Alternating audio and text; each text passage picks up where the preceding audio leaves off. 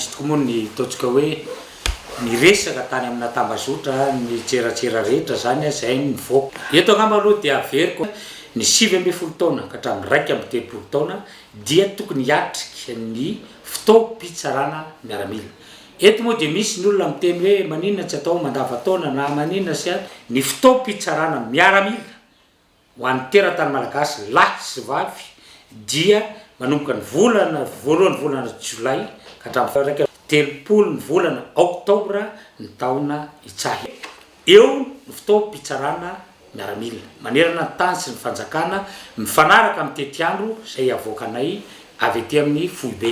Eto dia manentana antsika rehetra ny fotoana pitsarana miaramila amin'ity taon'ity ny eto Antananarivo ny manomboka azy ny 4 ny volana Jolay eo Betongolo manomboka maraina karapanondry any ny entinareo tongavy ianareo fa tsy misy akoatra ny karapanondry ny entinareo. Eto dia marihiko zany fa nanomboka tamin'ny fitondram-panjakana izay tarity ny filoham-pirenena sady filoha faratapin'ny Folanda dia nanesaka izay nanome ny karatra maitso ho an'ny olona rehetra indrindra nanomboka tamin'ny 2021 ho anay eto amin'ny DCNG misy na iray akory teto afaka mijoro izay te hijoro rehetra tsy nisy olona mbola nitaritina teo anivona fitsarana akory lalàna no mipetraka fa ny DCNG tsy nanasasy na iza teto.